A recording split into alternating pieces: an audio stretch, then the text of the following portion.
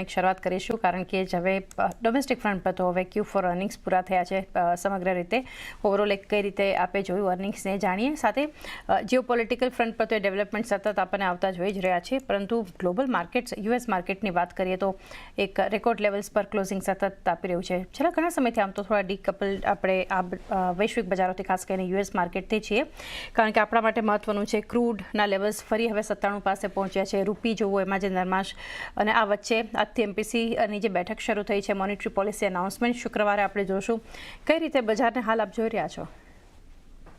જાને હવે આ જીઓપોલિટિકલ તો હવે આપણા હાથમાં નથી વી ડોન્ટ નો ક્યારે રિઝોલ્વ થશે કેમ કે રોજ જે વાતો થાય છે પણ કંઈ બહાર આવતું નથી પણ ઓફકોર્સ આવા સિચ્યુએશનમાં we have to be stock specific અને એનો જે રીતે અગર Q4નું રિઝલ્ટની વાત કરીએ તો ઓકે છે ઓકે રહ્યા એટલા ખરાબ નહોતા કમ્પેરેટિવલી હા પણ Q1 રિઝલ્ટ થોડું ઇમ્પેક્ટ થશે કેમ કે ઓઇલ પ્રાઇસીસ હાયર છે એટલે આમાં ઘણું સ્ટોક સ્પેસિફિક જવું પડશે અને સેક્ટર વાઇઝ જવું પડશે અને પ્લસ અગર કોઈને ફોકસ કર્યું તો મારા હિસાબથી આઈ થિંક ડોમેસ્ટિક ઓરિએન્ટેડ સેક્ટરમાં જ વધારે ફોકસ કરવું જોઈએ કેમ કે જે ઓઇલ પ્રાઇસીસ હાયર જે રહ્યા છે એનો ઇમ્પેક્ટ આપણને એક્સપોર્ટ ઓરિએન્ટેડ કંપનીનો ઘણો બધો સારો એવો પડશે અને હજી પણ ટ્રેડ ડિસ્ટર્બન્સ છે સ્ટ્રેટ ઓફ હોર્મોઝ બંધ છે એના લીધે પણ જે સપ્લાય બોટલનેક છે ઘણા લાંબા ચાલે એવું લાગે છે તો જે રીતે ટેક્સટાઇલ હોય કે નો એ રીતે લેધર હોય કે એ બધા સેક્ટરમાં ત્યાં હજી ઇમ્પેક્ટ પડશે આઈટી પણ હજી પણ મને વીક લાગે છે ગઈકાલે પણ એડીઆર ખાસા પડ્યા પણ તમે અહીંયા જો ડોમેસ્ટિક ફ્રન્ટમાં જો તો ડોમેસ્ટિકમાં સિચ્યુએશન સારી છે અગર તમે પાવર મેગા ટ્રેન્ડ ચાલી રહ્યો છે લિટરલી ઇવન ડિફેન્સનું સારા ચાલી રહ્યા છે બેંક્સ ઠીક છે હમણાં થોડા નર્મ છે પણ આગળ જઈને વધશે એનબીએફસી ઓકે લાગે છે તમે હોટલ જો હોસ્પિટલ જો એટલે ઘણા બધા સેક્ટરમાં રિકવરી સારી એવી દેખાઈ રહી છે એટલે ડોમેસ્ટિક ઓરિએન્ટેડ ફોકસ રહેવું સારું છે એક્સપોર્ટમાં અગર એક જગ્યાએ ફોકસ કર્યું તો આઈ થિંક ફાર્મા એક સેક્ટર છે જ્યાં એક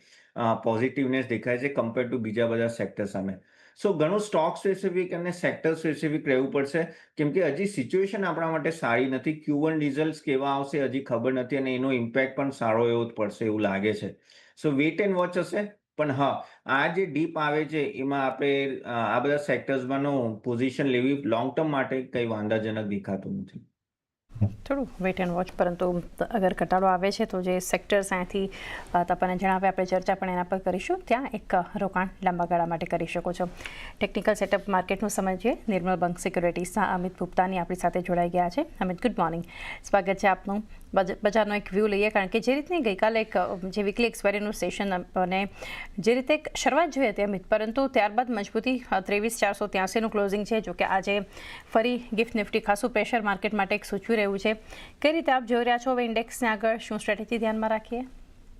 મોર્નિંગ ચાની જે હિસાબથી આપણે જોઈએ તો જ્યારે સિરીઝ સ્ટાર્ટ થઈ આપણે જોશું તો રોલર્સના પોઝિશનના હિસાબથી જે હિસાબથી મેં જણાવ્યું હતું કે જે રોલર્સની પોઝિશન થઈ છે એના લીધે આપણને નિફ્ટી ફ્રન્ટ પર અને ઇન્ડેક્સ ફ્રન્ટ પર થોડુંક એવું આપણને એક રિટ્રેસમેન્ટ જોવા મળી શકે છે અને એક્ઝેક્ટલી આપણે જોયું ત્યાંથી આપણે જોયું તો કમસે કમ 400 થી 500 પોઈન્ટનો ઘટાડો આપણને ઇન્ડેક્સ સ્પેસિફિક ફ્રન્ટ પર આપણને જોવા મળતું બટ એના સામે જ સ્ટોક સ્પેસિફિક ફ્રન્ટનું જે હિસાબથી રોલર્સ થતા આપણને જોવા મળતું એ સ્ટ્રોંગ થતા પણ જોવા મળ્યું તો મને લાગે છે એના જે અપ્રોચ જે એના બનતા જોવા મળે છે સ્ટોક સ્પેસિફિક ફ્રન્ટ પર હજી સ્ટ્રોંગ છે સ્ટોક સ્પેસિફિક ફ્રન્ટ પર મોમેન્ટમ રહેવું જોઈએ જે બી ડીપ્સ આવ્યા છે છેલ્લા 3-4 દિવસની અંદર એક સારું બાઇંગ ઓપોર્ચ્યુનિટી બનતા પણ જોવા મળી રહ્યું છે હવે જે હિસાબથી એનાથી નિફ્ટીનો એનાથી વ્યૂ બનતા પણ જોવા મળશે એનાથી આપણે જોશું તો 23,200 થી લઈને 22,700 મેજર સપોર્ટ રેન્જ બનતા પણ જોવા મળે છે અગર 22,700 લેવલનો બ્રેકડાઉન આવે છે તો જે અપ ટ્રેન્ડ ચાલુ છે એના જે અપવર્ડ રાઇઝિંગ ચેનલની ટ્રેન્ડ જે ચાલતા પણ જોવા મળી રહી છે એમાં બ્રેકડાઉન આવતા પણ જોવા મળી શકે છે અને ટ્રેન્ડ ખતમ થતા પણ જોવા મળી શકે છે અગર 22,700 લેવલનો બ્રેકડાઉન આવે છે તો બટ કરન્ટલી અપસાઇડના લેવલથી જે હિસાબથી રિટ્રેસમેન્ટ આવતા પણ જોવા મળે એ હિસાબથી લાગે છે કે એનાથી ફિબોનાચીનો સપોર્ટ લઈને એક રિવર્સલ પેટર્ન પાછી એનાથી ફોર્મ થતા જોવા મળી રહી છે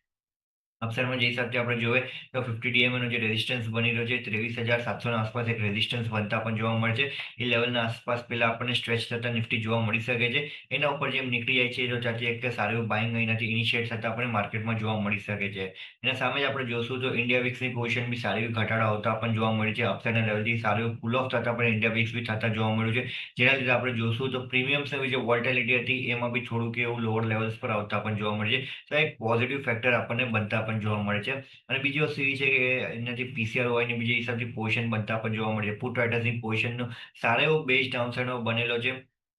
23,000 થી લઈને 23,200 રેન્જમાં સો એ લેવલનું જ્યાં સુધી લિક્વિડેશન થતું નથી, ત્યાં સુધી પુટ રાઇટર્સની પોઝિશન લિક્વિડેટ થઈને ડાઉનસાઇડમાં શિફ્ટ નથી થતું, ત્યાં સુધી મને નથી લાગતું એ કોઈ મેજર કન્સર્ન અત્યારે આપણને જોવા મળી રહ્યું છે. સો મને લાગે છે જે ડીપ આવ્યો છે છેલ્લા 4-5 દિવસ અંદર એક સારી ઓપોર્ચ્યુનિટી છે પાછું એક રિવર્સલ બાઇંગ માટે. અહીંયાથી આપણે જોશું તો ગિફ્ટ નિફ્ટીની 100-125 પોઈન્ટનો એક ઘટાડો આવતા આપણને જોવા મળશે. બટ ઇન્ટરડે ફ્રન્ટ પર જે મહિનાથી અપસાઇડમાં જે બ્રેકઆઉટ લેવલ આજના દિવસમાં જોવા મળશે 23,540 નો એક બ્રેકઆઉટ લેવલ છે. 23,540 ના ઉપર જેમ નિફ્ટી નીકળે છે તો ત્યાંથી મને લાગે છે એક સ્ટ્રોંગ બાઇંગ મોમેન્ટમ આપણને ઇન્ટરડે ફ્રન્ટ પર જોવા મળશે.